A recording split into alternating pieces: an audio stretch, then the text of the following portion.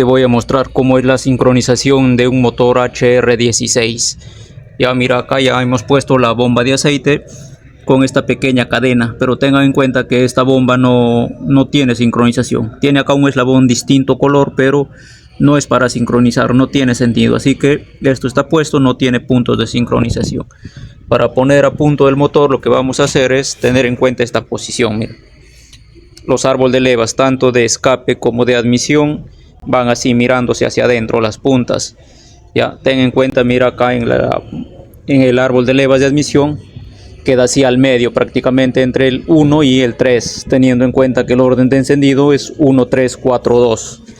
Ya, así que en esa posición queda ahí, mira, los árboles de levas, y en la chaveta de acá del cigüeñal debería quedar así, con la chaveta hacia arriba.